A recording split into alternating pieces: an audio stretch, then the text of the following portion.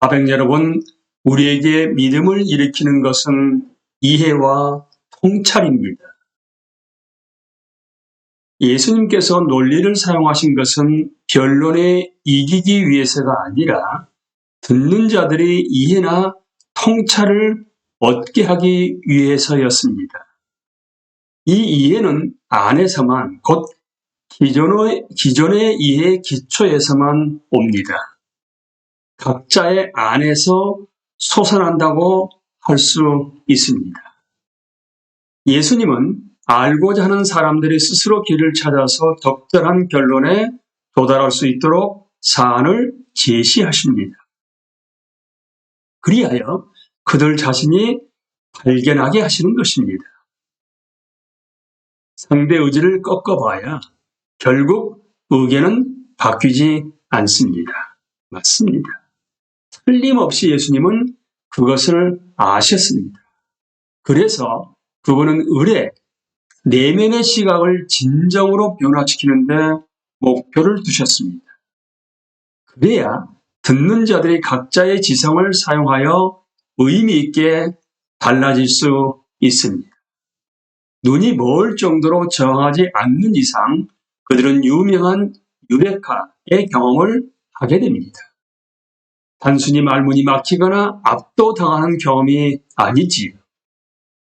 마태복음 12장 1절에서 8절 말씀을 함께 생각해 보지요. 의식법, 이 성전과 안식일 규정에 관한 가르침이 나오는 대목입니다. 안식일에 예수님께서 제자들과 함께 밭을 지나고 있는데 제자들이 손으로 줄기에 낫 알을 훑어서 먹고 있습니다. 바리새인들은 그들이 율법을 어겼다며 범법자라고 비난합니다. 그러자 예수님께서는 문제의 의식법이 적용되지 않는 상황들이 있음을 지적하십니다. 그분은 바리새인들이 이미 인정하고 있는 사례를 바로 드십니다. 하나는 다윗이 목숨을 구하려고 도망가다가 제사장 아히멜렉이 관장하고 있던 예배와 제사의 처소를 찾아가는 사례입니다. 다윗은 아히멜렉에게 자기와 동지들이 먹을 것을 구하는데 마침 있는 음식이라고는 제사 의식에 쓴 거룩한 떡밖에 없습니다. 예수님께서 지적하신 대로 이 떡은 율법에 다윗이 먹을 수 없도록 금지되어 있었고 제사장들만 의식 후에 먹을 수 있었습니다. 그러나 아히멜렉은 다윗 일행에게 떡을 주어 배고픔을 면하게 합니다. 그러므로 의식법에 금지된 일도 배고픔이라는 인간의 욕구 앞에서는 정당화될 수 있습니다. 계속해서 예수님께서는 제사장들도 안식일마다 성전 직무를 하느라고 안식일 규정에 허용된 것보다 더 많은 일을 한다고 두 번째 사례를 드십니다. 또 안식일의 성전에서 제사장들이 안식일을 범해도 그것이 죄가 되지 않는다는 것을 율법책에서 읽어보지 못하였느냐? 라고 묻습니다. 그렇다면 충족시켜야 할 더 큰 필요가 있는 경우라면 설사 의식법을 규정대로 지키지 않더라도 으로 범죄나 불순종이 되는 것이 아니라는 논리가 성립됩니다. 이는 바리새인들이 암시적으로 이미 인정하고 있던 바였습니다. 예수님께서 언급하신 두 사례가 옳은 것임을 그들도 받아들이고 있었기 때문이지요. 여기서 더 깊은 논점은 율법을 가지고 사람들을 해치는 것인데 이는 하나님이 의도하신 바가 아닙니다. 하나님은 율법을 주신 분이시지만 의식과 긍휼이 부딪힐 때마다 긍휼을 원하십니다.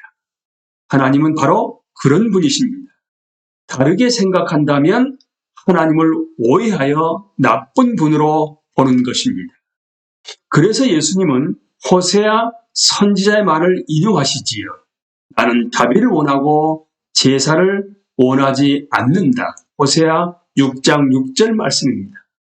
그러니까 나는 자비를 원하고 제사를 원하지 않는다 하신 말씀이 무슨 뜻인지 알았더라면 너희가 죄 없는 사람들을 정죄하지 않았을 것이라고 말씀하셨습니다. 이렇듯 그분이 여기서 사용하신 논리는 제자들, 이 경우 무대한 자들이지요. 제자들이 곡식을 따서 먹은 것이 죄라는 판단을 바로잡기 위한 것만이 아니었습니다. 그분은 하나님에 관해 그 이상의 함축적인 의미를 끌어내시고자 논리를 사용하셨습니다. 하나님은 율법의 비유적 사소한 조항을 어겨서 중대한 필요를 채우는 사람들을 정죄하시는 분이 아니라는 것입니다. 다른 데서 그분은 하나님이 정하신 안식일이 인간을 위해 있는 것이지 인간이 안식을 위해 있는 것이 아님을 지적합니다. 안식일을 지키는 사례, 더 정확히 말해서 인간들이 안식일 준수를 위해 만들어낸 의식법의 사례는 복음서에 계속해서 등장합니다. 그런데 언제나 예수님께서는 그 당시에 공식적으로 규정된 방식으로 안식일을 지킨다고 주장하는 자들의 논리적인 모순의 관점에서 접근하셨습니다. 그들은 위선과 뻔한 모순 중에서 하나를 선택할 수밖에 없습니다. 그분은 정말로 그들에 대해 위선, 외식이라는 단어를 간혹 사용하시는데 이는 그들이 자신의 모순을 알면서도 용인하고 있음을 암시하신 것입니다. 사실 위선이라는 개념 자체에 논리적인 모순이 암시되어 있습니다. 저희는 말만 하고 그 말에 암시된 내용을 행치 아니하며 라고 예수님이 말씀하십니다. 그리고 율법주의는 언제나 삶의 모순과 심하면 위선을 낳습니다. 또 하나의 신뢰가 누가복음 20장 27절에서 40절에 나오는데요. 이번에는 바리새인들이 아니라 사두개인들이 예수님께 따집니다. 그들은 부활을 부인하기로 유명하지요. 그래서 자기들 딴에는 부활의 규율법 상을 하나 만들어냅니다. 규율법이란 단어는 계속해서 따라가다 보게 되면 오류에 빠지게 되는 것을 말합니다.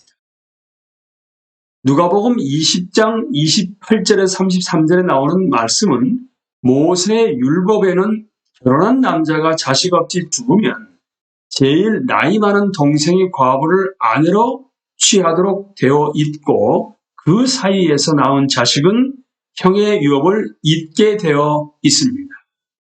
사두개인들이 사고 실험에서 7 아들 중 장남이 자식 없이 아내를 두고 죽고 사람이 과부와 결혼하여 역시 자식 없이 죽고 결국 7 형제가 다 그 뒤를 잇습니다. 그러고 나서 아내도 죽습니다. 이 사례에서 그들은 부활 시에 여자가 그들 모두의 아내가 되는 것이 불합리하다고 추정했습니다. 대답으로 예수님은 부활한 자들은 성관계와 결혼과 생식에 적합한 몸이 없다고 지적하십니다. 그분은 부활해도 몸이 그대로 있고 삶이 지금과 똑같이 지속된다고 하는 사두개인들의 가정을 허무신 것입니다. 믿음을 일으키는 것은 이처럼 이해와 통찰입니다. 이해를 무시한 채로 행동만 하게 만들어서는 사람들의 마음이나 성품을 바꾸려는 시도는 그야말로 헛수고에 불과합니다. 아멘 여러분, 예수님을 우리의 스승으로 모실 때 논리적 추론을 최고 수준으로 구사하는 법도 우리는 그분께 배울 수 있습니다.